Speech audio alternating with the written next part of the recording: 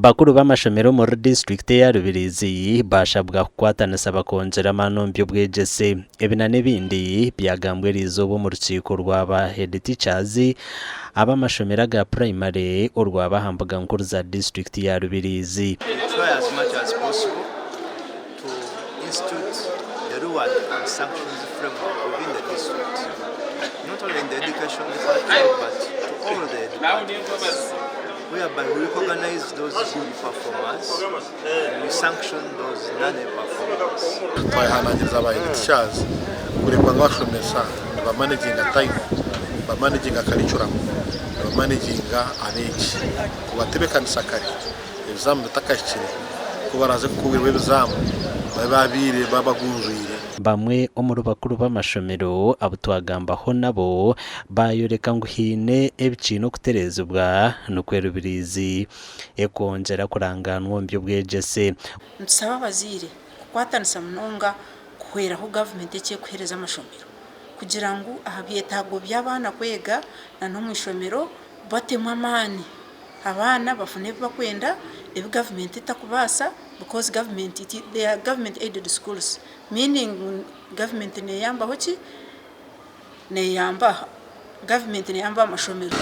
But in education yana kwenyesha aba education department wecho kubanza amasomero agatire basomesa bongera basomesa bakumara adende kindi yana kwenye nango amasomero baze hari assessment kind assessment ejo bene kwata ahamusomesa hansi.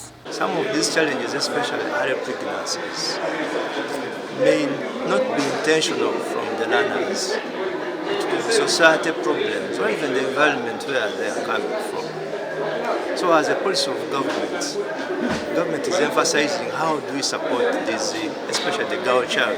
Mu district ya Rubirizi ebigezo by'abanigana 22 bekwasurwe ekitongole kya UNEB ahabwe nshonga zitari zimwe na zimwe. Mu makuru agandi abazire abishomere ryancu mu primary school muri Rwentu Habushenyi beterira umurango muri government ogwe yongera hasente ze yatireho okubakwataraho ahari UPE ezishanjire zirince emitware birubura umwaka babgambire akusima beji 12 ababihiro mugabasheki bagasinge bya PLE. Government tone twatara omu abwa UPE school konga emitware 2 y'umwaka ubura umwana nakasente kaki akatakubasa kugira ikikabutura mwene nabwo twebensha aba government yongera akasente ka UPE nuko kugira ngo tukakora ebintu ebyirireyo kurugenyuma cy'abaziye batebekansa umukorogu kurugenyuma tubetaka kuzire tuti tukora abana batano mukaga bana konka muyendo gw'umwaka gw'umwaka gubire ubwo mutano nico abazire bashomeri umunonga umwe umuntu nawe nabana ndangwa feyo konko bundo shanga tarkwebasa ushanga ine bingi ubunde byayinemo ushanga ndija ine wasiniya 2 undija ringumsinya 4 hatu ubwa primary wenu ubundi aburana ukufa yabo kugira ngo ubundi nawo ubundi bintu muremera.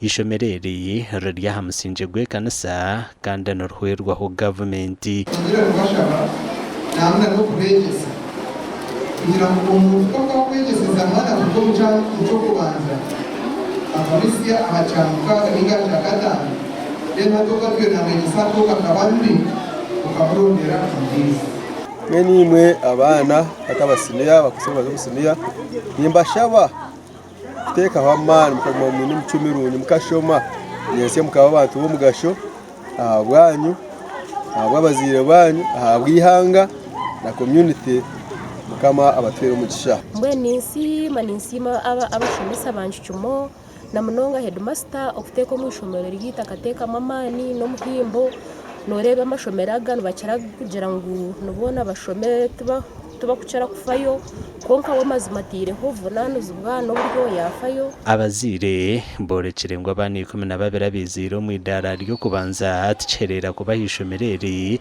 noho basimire rohanga abasinjire babahire berabo ebyo kumurukiraho barukuzo musiniya. amakuru agagashakwa Onesimus Ndianabo na Ben Umuhoza.